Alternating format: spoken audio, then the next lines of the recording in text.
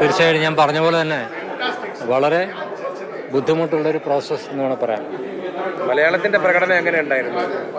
പല സിനിമകളും ഉണ്ടായിരുന്നു. മലയാളം ഏറ്റവും കൂടുതൽ അഭിമാനിക്കാവുന്നത് മലയാളത്തിനാണെന്ന് എനിക്ക് തോന്നുന്നത്. കാരണം ഏറ്റവും കൂടുതൽ കോമ്പറ്റീഷനിൽ ഏറ്റവും കൂടുതൽ മുന്നിൽ വന്നത് തീർച്ചയായിട്ടും മലയാളം തന്നെയായിരുന്നു.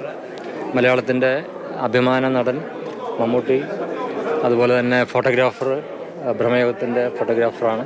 അതുപോലെ വൈക്കം വിജയലക്ഷ്മിയുടെ പിന്നണിയിൽ, അതുപോലെ ഫെമിനിച്ചി ഫാത്തിമയാണ് മലയാളത്തിൻ്റെ ഏറ്റവും മികച്ച ചിത്രം.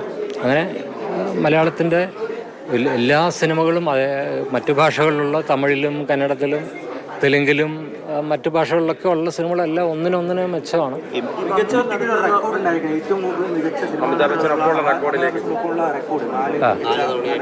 ആയിട്ടുണ്ട് ഇപ്പോൾ. നമുക്ക് തീർച്ചയായിട്ടും നമുക്ക് ഇപ്പോഴും നിത്യയൗവനമാണ്. നമുക്ക് തീർച്ചയായിട്ടും ഇനിയും സിനിമകൾ ഒരുപാട് ചെയ്യാൻ ബാക്കിയുണ്ട്. അതുകൊണ്ട് അതിൽ മികച്ച നടന്റെ കാര്യത്തിൽ മലയാളത്തിൽ നിന്ന് തന്നെയുള്ള മറ്റു നടന്മാരും ഈ മത്സരത്തിലുണ്ടായിരുന്നു മമ്മൂട്ടിക്കൊപ്പം. ഞാൻ ഒന്നാമത്തെ കാര്യം നമ്മുടെ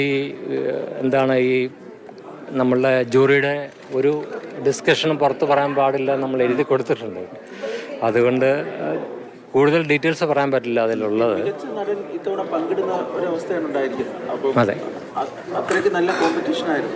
കോമ്പറ്റീഷൻ ഉണ്ടായിരുന്നു. കൂടുതൽ കോമ്പറ്റീഷൻ ഉണ്ടെന്നാണ് പറയാം. കാരണം മറ്റ് സിനിമകളിലുള്ള ആക്ടേഴ്സൊക്കെ കോമ്പറ്റൻ്റ് ആയിരുന്നു. എന്തായാലും നമുക്കിടെ പ്രകടനം ഏറ്റവും മുന്നിലാണ് എന്ന് തന്നെ പറയാം. ഭ്രമയുഗത്തിൻ്റെ കൊറിയോഗ്രാഫിയും ഭ്രമയുഗത്തിനാണല്ലോ. ഒരു ബ്ലാക്ക് ആൻഡ് വൈറ്റ് കൊറിയോഗ്രാഫി അല്ല, ഫോട്ടോഗ്രാഫി, സിനിമാറ്റോഗ്രാഫി. ഒരു ബ്ലാക്ക് ആൻഡ് വൈറ്റിലെടുത്ത ചിത്രമാണ് അത്. ആ നിലയ്ക്ക് ശ്രദ്ധിക്കപ്പെടുന്നു എന്നതുകൂടിയല്ല. അതിനേക്കാൾ കൂടുതലാണ് ഒരു സിനിമയ്ക്ക് എന്താണ് അർഹിക്കുന്ന അതിൻ്റെ മൂഡ് അല്ലെങ്കിൽ അതിൻ്റെ ആ ഒരു ഇൻറ്റൻസിറ്റി നിലനിർത്തുന്ന അതിനുവേണ്ടിയാണ് ബ്ലാക്ക് ആൻഡ് വൈറ്റ് അവർ ചൂസ് ചെയ്തിരിക്കുന്നത്. പക്ഷെ അത് അതിഗംഭീരമായിട്ട് എല്ലാ ജൂറി മെമ്പേഴ്സും ഏറ്റവും കൂടുതൽ ഇഷ്ടപ്പെട്ട സിനിമ ഭ്രമയുഗമാണ്. നമ്മൾ പ്രൗഡാണ് ആ കാര്യത്തിൽ. എന്തായാലും എല്ലാ ആസ്പെക്റ്റിലും ഭ്രമയുഗത്തിൻ്റെ പ്രൊഡക്ഷൻ ഡിസൈനും ഭ്രമയുഗത്തിൻ്റെ ഫോട്ടോഗ്രാഫിയും പെർഫോമൻസും എല്ലാവരുടെ പെർഫോമൻസും ഒക്കെ. അപ്പം ഒരുപാട് അവാർഡ് ഒരു സിനിമയ്ക്ക് മാത്രം കൊടുക്കാനും പറ്റില്ലല്ലോ. മികച്ച സിനിമയിലേക്ക് പരിഗണിക്കപ്പെട്ടിരുന്നത് ആർട്ടിക്കിൾ 370 മികച്ച സിനിമയിലേക്ക്. അതെ, എന്തായാലും പരിഗണന എന്തായിരുന്നു ഡീറ്റെയിൽസ് എന്നുള്ള നമുക്ക് പറയാൻ പാടില്ല. എന്നാൽ കൂടെ എല്ലാത്തിൻ്റെ മുന്നിൽ ഭ്രമയുഗം ഉണ്ടായിരുന്നു.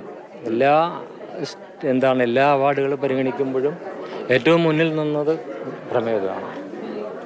അതുപോലെ ടെക്നിക്കൽ സൈഡിലും ടെക്നിക്കൽ അവാർഡ്സിലും ഫോട്ടോഗ്രാഫേഴ്സും അല്ലെങ്കിൽ പ്രൊഡക്ഷൻ ഡിസൈൻ, ഇപ്പോൾ കൽക്കിയുടെ പ്രൊഡക്ഷൻ ഡിസൈനറും ഭ്രമയുഗത്തിൻ്റെ പ്രൊഡക്ഷൻ ഡിസൈനറും ഒക്കെ തമ്മിൽ കോമ്പറ്റീഷൻ വളരെ ശക്തമായിട്ടുണ്ടായിരുന്നു. കാരണം അത് അത്രയും ചലഞ്ചിങ് ആണ്. ഓരോ പിന്നണി ഗായിക സെക്ഷനിലും വൈക്കം വിജയലക്ഷ്മി അതും ഒരു. അതെ, വൈക്കം വിജയലക്ഷ്മിയുടെ ഏറ്റവും വലിയ കോമ്പറ്റീഷൻ ശ്രേയ ഘോഷിലായിരുന്നു. ബംഗാളി സിനിമയുടെ പാട്ടിന് ഒരുപാട് പ്രാധാന്യമുള്ളൊരു സിനിമയിലാണ് ശ്രേയ ഘോഷൽ പാടിയിട്ടുള്ള ബംഗാളി സിനിമ വിനോദിനി എന്ന് പറഞ്ഞ സിനിമയാണ്. അപ്പം ഈ വിജയലക്ഷ്മിയുടെ ശബ്ദത്തിൻ്റെ പ്രത്യേകതയും പാടുന്ന രീതിയും ഒക്കെ എല്ലാവരും അത്ഭുതപ്പെടുത്തുന്ന രീതിയിലായിരുന്നു. ആരാണ് ഈ പാടുന്നത്? ഞാൻ വിജയലക്ഷ്മി കാഴ്ച കുറവുള്ള ഒരു വ്യക്തിയാണെന്ന് പിന്നീട് പറഞ്ഞപ്പോഴൊക്കെ അത്ഭുതമായിരുന്നു. എന്തായാലും എനിക്ക് തോന്നുന്നു വിജയലക്ഷ്മിക്ക് കിട്ടിയ അംഗീകാരം തീർച്ചയായിട്ടും ഈ മഞ്ഞുമൽ ബോയ്സിൽ എന്തെങ്കിലും തരത്തിൽ പരിഗണിക്കപ്പെടുന്നു. എല്ലാ ഫൈനൽ ലെവലിൽ ഒട്ടുമിക്ക സ്റ്റേജസിലും മഞ്ഞുമൽ ബോയ്സ് ഉണ്ടായിരുന്നു. കാരണം പ്രൊഡക്ഷൻ ഡിസൈനും അതുപോലെ തന്നെ ഏറ്റവും പോപ്പുലർ സിനിമ എന്നുള്ള കാറ്റഗറിയിലും പെർഫോമൻസ് എല്ലാ സെഗ്മെന്റിലും മഞ്ഞുമൽ ബോയ്സ് ഉണ്ടായിരുന്നു. മലയാളത്തിലെ കുറേ അധികം സിനിമകൾ അങ്ങനെ മുന്നിലുണ്ടായിരുന്നു. നേരത്തെ പറഞ്ഞാൽ ഒരു ക്ലാരിഫിക്കേഷൻ ഈ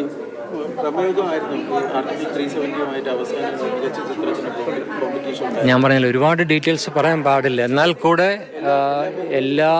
ഏറ്റവും മുന്നിൽ നിന്നത് ഭ്രമയുഗ. ഈ സാധാരണഗതിയിൽ ഈ സിനിമാ മേഖലയും ജൂറിയൊക്കെ രാഷ്ട്രീയവൽക്കരിച്ചു എന്നൊക്കെ ആക്ഷേപം പൊതുവിൽ ഉണ്ടതാണ്.